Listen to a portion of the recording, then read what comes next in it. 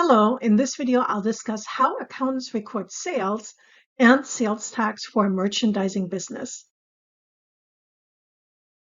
In previous videos we focused on service businesses.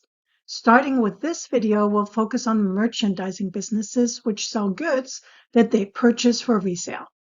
You might wonder how different really the accounting entries are for merchandising businesses from those that you learned about for a service business. First, merchandising businesses require a different chart of accounts than a service business because merchandising businesses sell products, not services, and our accounting practices will be different as well. And to learn all about the accounting practices of merchandising businesses, we will focus on Max Out Sporting Goods, which sells the latest sporting goods and sportswear for men, women, and children. It's a retail business, and Max Ferrero is the sole proprietor of the firm.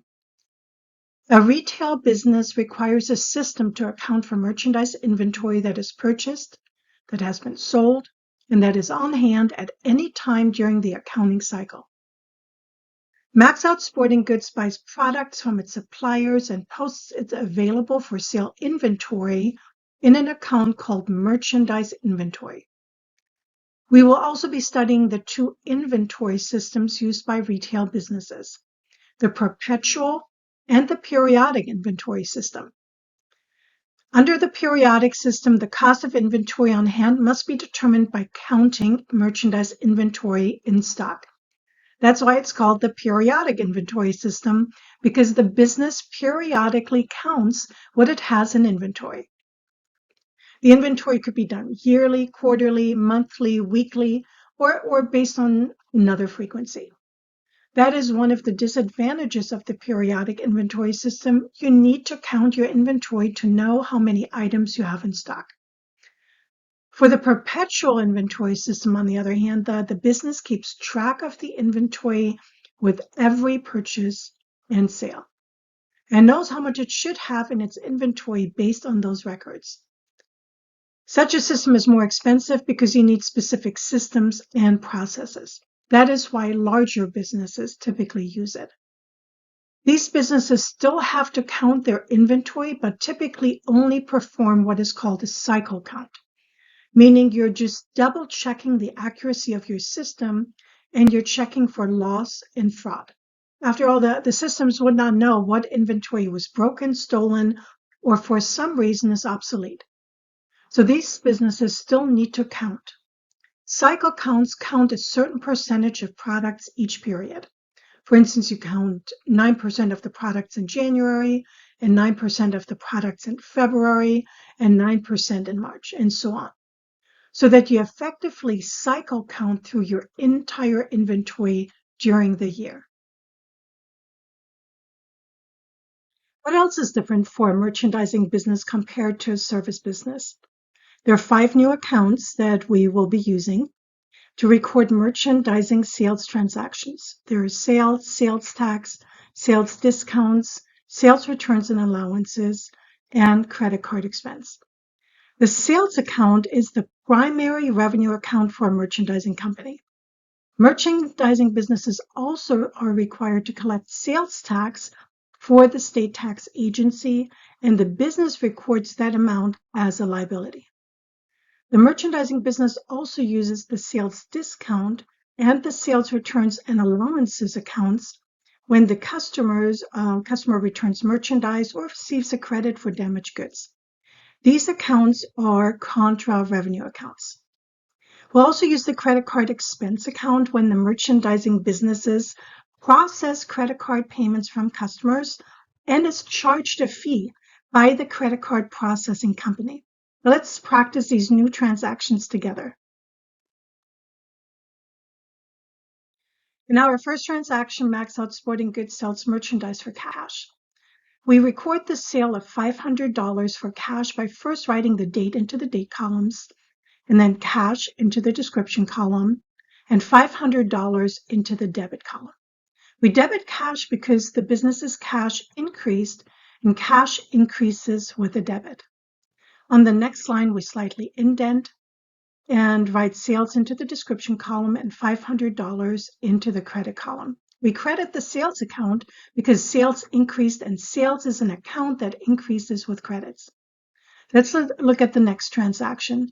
Max Out Sporting Goods also grants credit terms to certain customers. On January 3rd, Max Out Sporting Goods sold merchandise on credit to Roy Anderson, issuing sales slip 1101 for $400. We record this transaction by first writing the date into the date columns and then accounts receivable into the description column and $400 into the debit column. We debit accounts receivable because Max Out Sporting Goods now is owed money by the customer, and accounts receivable is an asset account that increases with debits. On the next line, we slightly indent and write sales into the description column and $400 into the credit column. The reason is the same as in the first transaction. We credit the sales account because sales increased, and sales is an account that increases with credits. When Roy Anderson pays Max Out Sporting Goods on January 31st, we reduce accounts receivable to which we previously recorded the credit sale. So we record the transaction to increase cash by first writing the date into the date column, then cash into the description column, and $400 into the debit column. On the next line, we slightly indent and write accounts receivable into the description column and $400 into the credit column.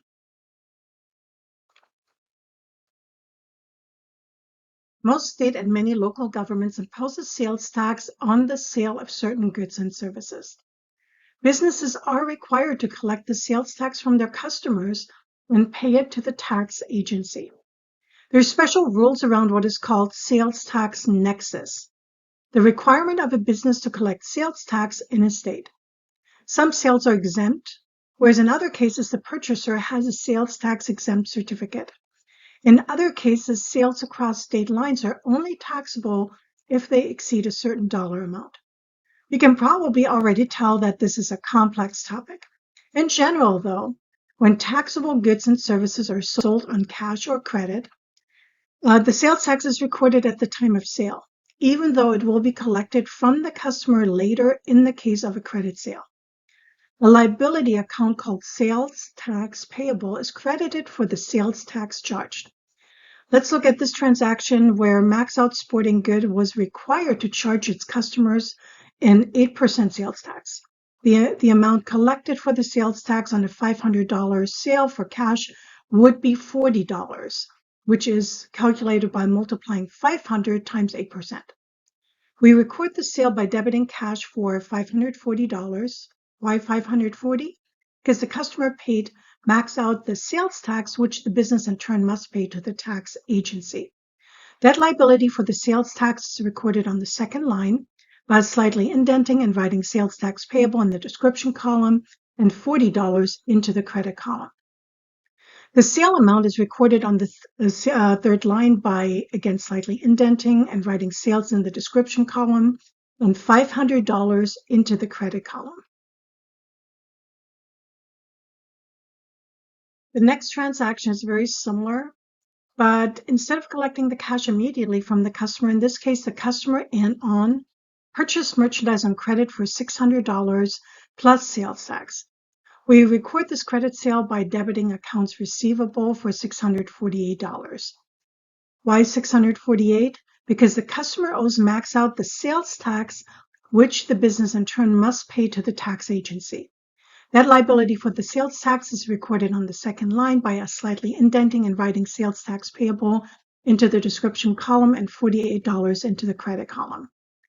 The sale amount is recorded on the third line by us again slightly indenting and writing sales into the description column and $600 into the credit column. We previously talked about the audit trail and proper documentation for all accounting transactions. Such documentation is also required for sales transactions.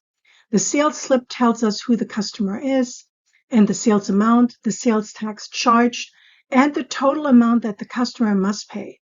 Often these sales slips are digital documents rather than a printed sales slip.